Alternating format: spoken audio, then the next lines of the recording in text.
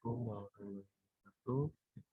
Saya Muhammad Ilhamsyah dengan NIM 2892-1526 dari Prodi Manajemen Reguler Peserta 1 ingin memaparkan tentang tugas UTS Pendidikan Agama Islam dengan konsep mandi wajib ajaran agama Islam dengan dosen pengampu Pak Ade Sudarman SAG MPDI.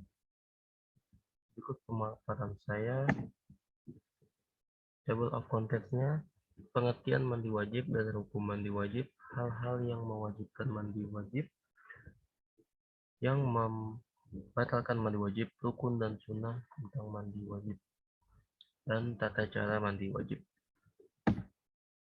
Satu, tentang pengertian mandi wajib, saya akan memaparkan tentang pengertian mandi wajib sebagai berikut.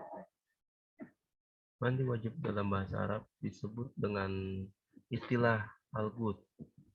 Kata ini memiliki makna yaitu menggunakan air, menuangkan air ke seluruh tubuh. Mandi menurut bahasa yaitu mengalirkan air secara mutlak, baik di anggota badan atau lainnya. Sedangkan menurut istilah syara ialah mengalirkan air mutlak atau air yang suci mensucikan ke seluruh tubuh mulai dari ujung rambut sampai ujung kaki dengan syarat-syarat tertentu dan disertai dengan niat. Mandi juga telah disyaratkan dalam agama sejak dari awal adanya agama Islam, baik untuk kebersihan maupun menghilangkan hadas sebagai syarat suatu ibadah ataupun tidak.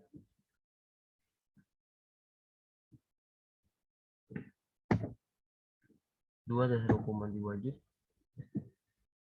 Dalam sebuah Al-Quran maupun hadis juga sudah dijelaskan tentang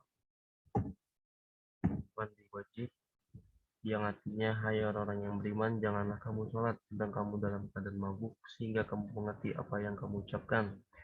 Jangan pula hampiri masjid sedang kamu dalam keadaan junub kecuali sekedar berlalu saja hingga kamu mandi.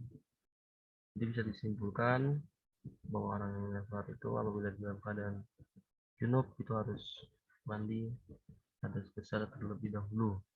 Bahwasanya Nabi Muhammad SAW apabila mandi jenabah, beliau memulai dengan membasuh kedua tangannya, kemudian wudhu seperti wudhu untuk sholat, lalu memasukkan jari-jarinya ke dalam air, kemudian menyisirkannya ke pangkal rambut, kemudian mengalirkan air ke kepalanya 3 cawukan dengan kedua tangannya, kemudian meletakkan air pada seluruh kulit badannya.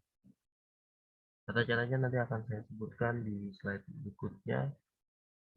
Ini petikan hadis Nabi SAW, dan saya pun pantas juga untuk memaparkan apa itu hadisnya nanti, karena mungkin kalian bisa lihat di literasi lainnya tentang pemaparan hadis berikut.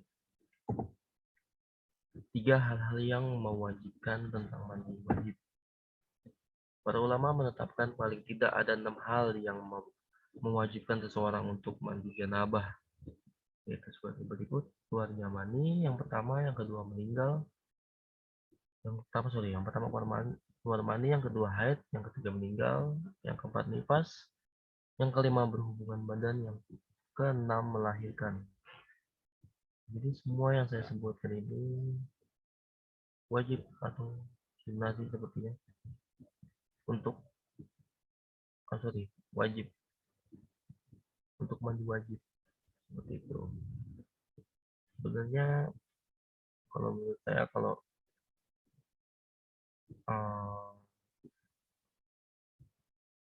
seluruh badan terbasuh dengan air itu udah disebut dengan mandi ya.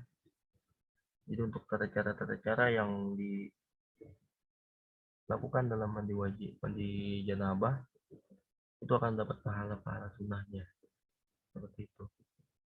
Jadi sah-sah saja apabila seseorang membasuhkan semua air ke seluruh tubuhnya, itu disebut dengan mandi janabah.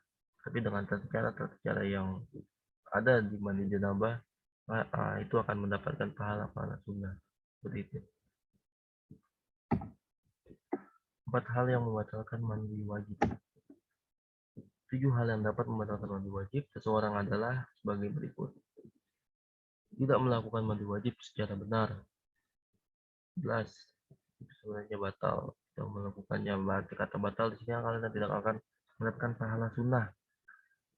tentang mandi wajib tersebut. Tidak melakukan mandi wajib secara benar, tidak membaca niat. Niat itu perkara hati, jadi sebelum untuk melakukan mandi janabah itu harus disertakan dengan niat, tidak menggunakan air yang bersih. Arti kata air yang suci dan mensucikan adalah air yang belum tersentuh. Seperti itu. Air yang suci dan mensucikan, berarti bukan air sembarang air. 4. Ada bagian tubuh yang masih kering. Seperti yang saya sebutkan tadi, jadinya apabila orang sudah membasuh seluruh tubuhnya itu sudah disebut dengan mandi, sebenarnya mandi wajib. Karena seluruh anggota tubuh sudah basah dengan air. Seperti itu. Apabila kalian dengan caranya, kalian akan mendapatkan pahala sunnah yang ada di mandi janabah.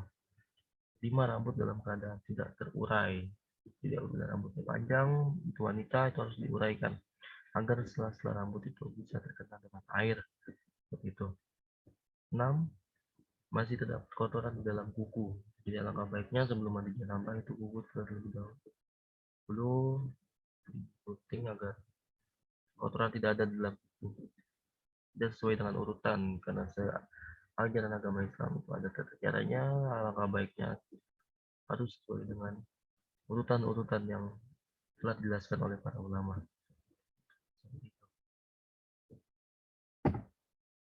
5. Rukun dan sunnah tentang mandi wajib.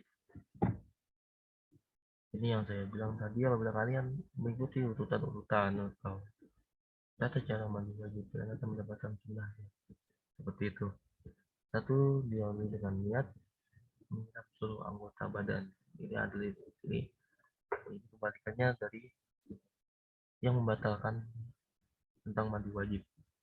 Jadi apabila kalian melakukan hal-hal yang saya sebutkan ini, kalian akan mendapatkan pahala-pahala tentang mandi wajib. Seperti itu. Rukun mandi wajib itu adalah niat menyiram seluruh anggota badan. Jadi semuanya itu harus clear seperti itu. Sunnah mandi wajib membaca basmalah, membersihkan najis terlebih dahulu, mengusap-usapkan tangan pada anggota badan, berwudu sebelum memulai mandi, membaca doa setelah wudu, masuk badan sebanyak 3 kali. Ini sunnah-sunnahnya. Seperti itu. Ya, semuanya sudah dilakukan, maka kalian akan mendapat pahala sunnah tentang mandi wajib. Sunnah mandi wajib adalah pada saat mandi menghadap ke kiblat. Jadi ini seperti hukumnya tentang buang hadas. Buang hadas itu jangan menghadap kiblat, tapi apabila sunnah mandi wajib harus menghadap kiblat. Gitu. Mendahulukan anggota badan sebelah kanan terlebih dahulu. Jadi menuangkan air itu sebelah kanan terlebih dahulu, lalu sebelah kiri. Seperti itu. Bersegera atau dilakukan sekaligus pada saat itu. Jadi tolong ini untuk disegerakan, ya. 6. Tata cara mandi wajib. 1. Didahulukan dengan niat. Dari awal selalu digaung-gaungkan tentang niat ya memang niat itu penting, perkara hati. Seperti itu. 2. Mencuci kedua tangan, mencuci 2 kemaluan, membersihkan najis, berwudu, membersihkan sela-sela jari, menyiram kepala. Jadi mencuci saya sebutkan. Lalu di sini saya sebutkan untuk kalian berwudu, membersihkan sela-sela jari, menyiram kepala, di sela-sela jari terlebih dahulu, kepala, lalu membasahi seluruh badan.